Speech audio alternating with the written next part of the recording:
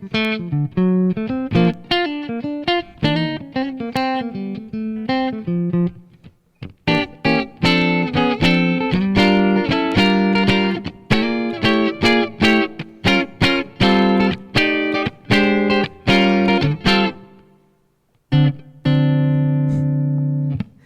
Susan Palmer of Lead Cat Press here, and I want to share some things going on in my studio this week and give you some lessons on a few different lessons on playing chords and soloing simultaneously.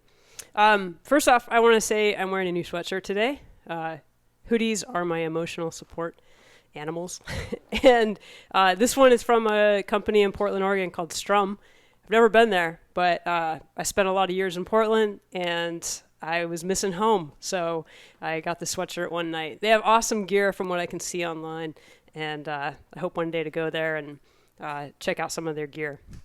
So in my studio this week, I've been working with a few students on creating solos that have chords in them, and so I just wanted to kind of walk you through, I think I've got 4 different run-throughs of or approaches to this that I can share with you. Starting from the simplest one and then moving toward the one that I demonstrated there at the beginning of the video.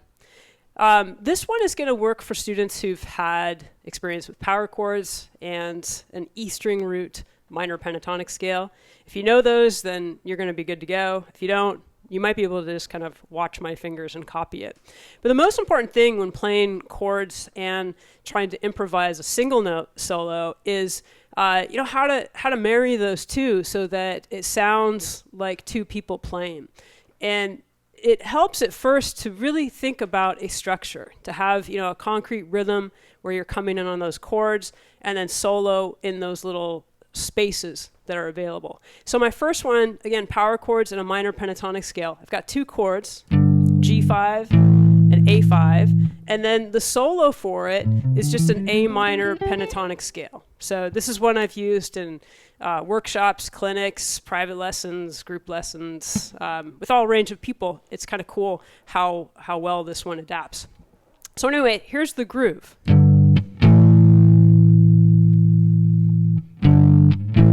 And you want to kind of lock this down and get in that feel. And then we're going to solo a little bit using the minor pentatonic scale right on top of that.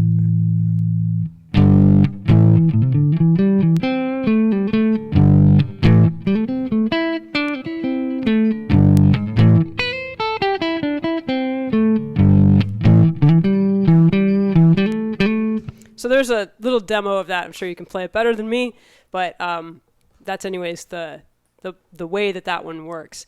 Another chord melody that's a different topic. Chord improv that I was working on today with a student is going between a C chord and an F chord. And we were using some triad exercises from my book, The Guitar Lesson Companion Volume 1. It's page 147.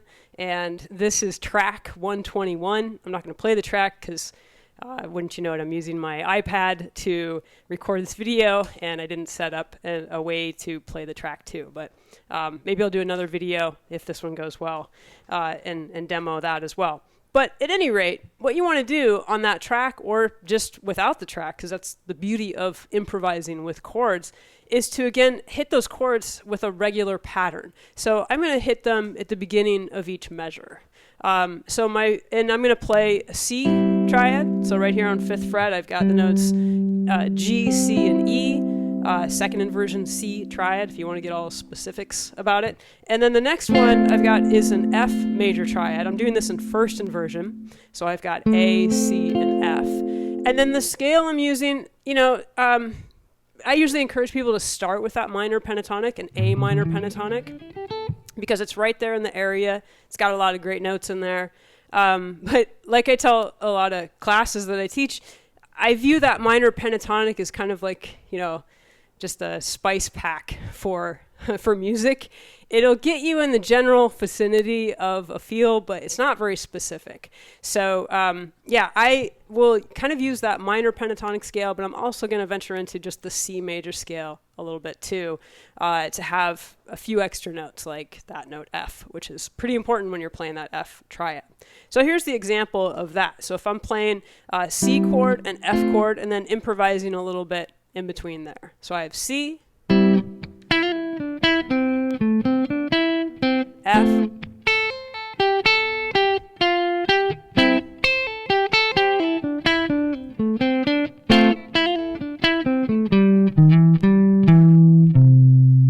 so that's a little example of playing that C to F. Third example, we could do a blues. I'm thinking of a blues in A, and instead of playing the full-on, seventh chords, which are pretty standard, I'm just going to play the 3 and the 7 for each one of those chords because those are the most important notes in a chord to hit. And they'll give me a little more freedom with what I want to do. Of course, I'm going to keep it simple here and leave all the fancy stuff to the fancy players. But at any rate, let's walk through what those 3s and 7s are for a blues in A. So our first chord is A7. And my flat 7 is G. And my 3 is C sharp. And those two notes you can see in that chord, that full bar chord, whatever way you're using to play that. So I have G and C sharp there. Next chord is D7. It's my 4 chord. And with that one, I've got F sharp and C. Those are right in that chord shape there. I'm doing a C shape D7 chord there. And if you look at those two chords, this is beautiful. This is why I love guitar so much. We have a G and a C sharp here, and then they half step down to become the F sharp and the C. So that means that the flat 7 and the 3 of the A7 become the 3 and the flat 7 of that D7 chord. So, think about that when you can't sleep at night. So there's the A7 chord, the D7 chord, and then the last one is the E7 chord. And again, it's just the same 2 fingers, same shape. Happen to have a G sharp here and then D here. So my 3rd and flat 7. So my A7 chord, my D7 chord, and my E7 chord. And for a melody, I'm going to keep it super simple, just like, I'll see if I can do that. I'm going to try to play on like the top 2 strings, so the E string and the B string. I like hitting, instead of the minor pentatonic, which you can use, it's a very basic recipe of sound. I like, really hitting that F sharp over the A chord and over the D chord. Over the A chord, it's the 6th, which I think is just a really cool note. And then over the D chord, it's the 3rd. So I'm going to keep my rhythm real simple so that you can copy it, and keep my solo really simple as well. So.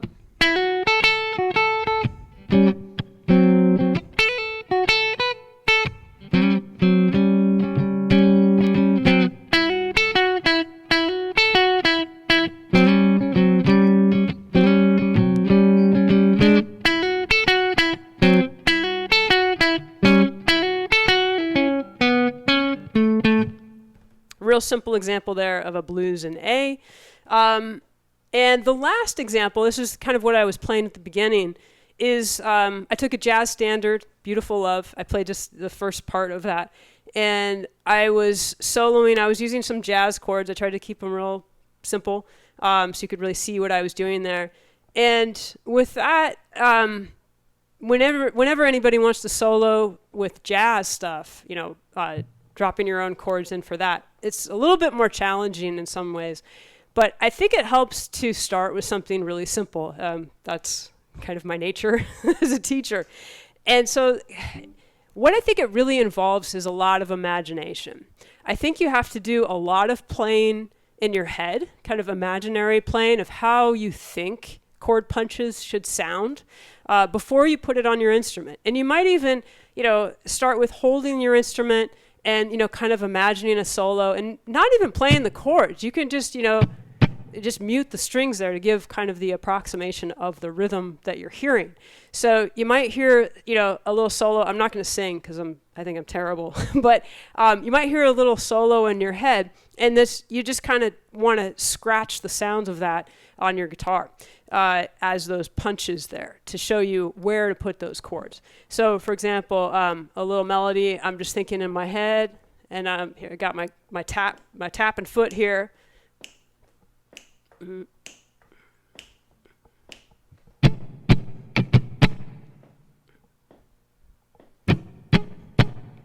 I could go on, but I want you to do that. So hopefully you get kind of the idea there. Imagine the solo. Imagine where you want those chord punches to go.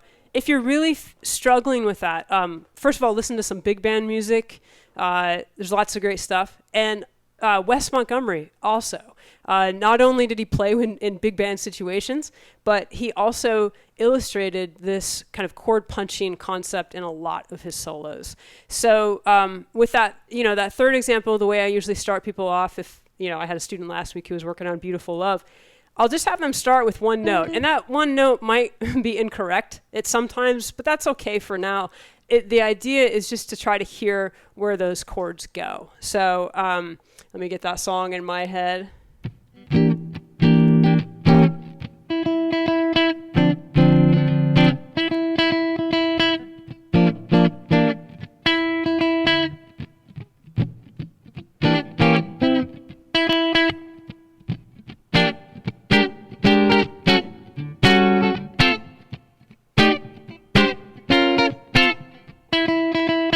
Let me try that again.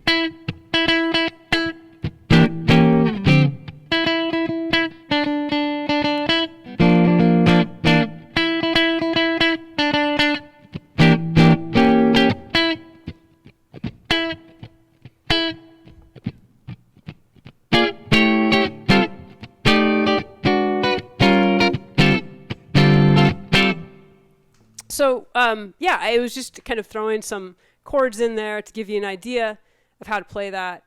And I hope that gets you started with playing some chord melodies.